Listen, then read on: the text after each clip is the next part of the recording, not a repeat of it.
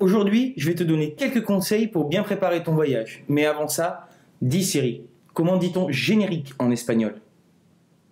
Genérico. Genérico.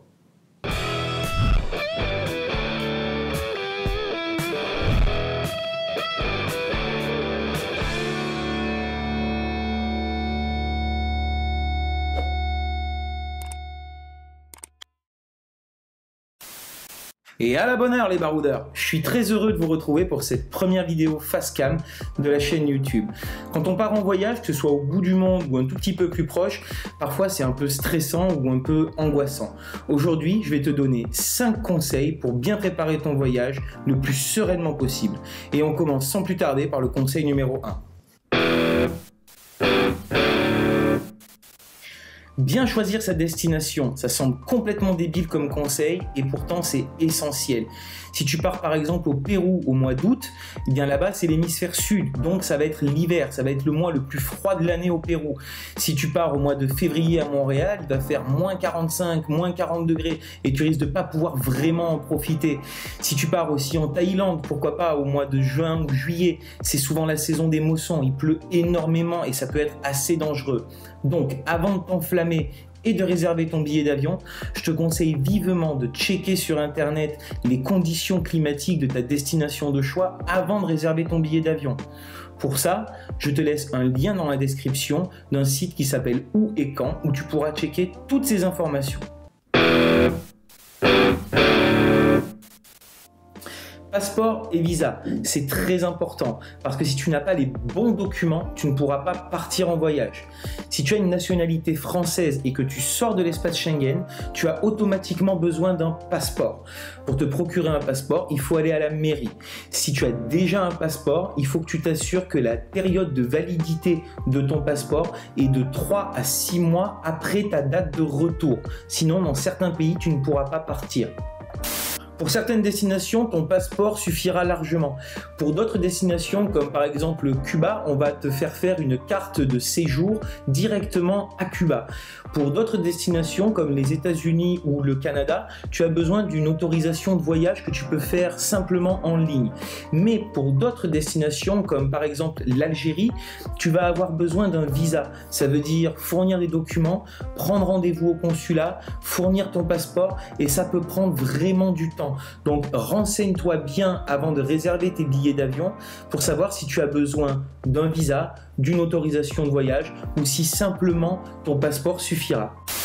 Dernier point, mais qui est très important, si dans tes vols, tu as une correspondance dans un pays qui est soumis à une règle de visa ou d'autorisation de voyage, il faudra que tu te la procures avant ton départ. Par exemple, si tu pars à Tahiti et que tu t'arrêtes à Los Angeles, il te faudra un ESTA, il te faudra l'autorisation de voyage des États-Unis parce que sinon tu ne pourras pas embarquer dans ton Los Angeles Tahiti et les autorités américaines te renverront directement à Paris, ce qui serait un tout petit peu dommage. T'as ton passeport, t'as ton visa, tu peux maintenant réserver ton billet d'avion. Et là, bienvenue dans la jungle, parce qu'il y a pléthore de sites internet et de comparateurs. Moi, personnellement, j'en utilise 3. Google Flight, Skyscanner et Kayak. Je rentre les dates de mon voyage, ma destination et surtout j'active les alertes.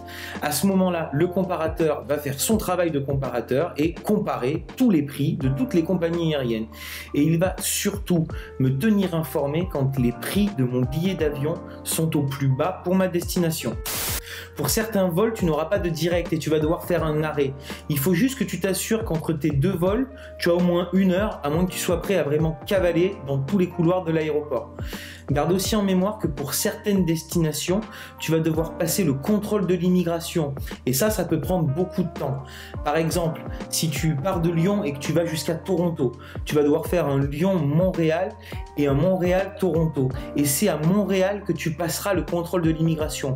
Donc il faut prévoir un temps nécessaire entre ton Lyon-Montréal et ton Montréal-Toronto pour pouvoir passer ce contrôle-là.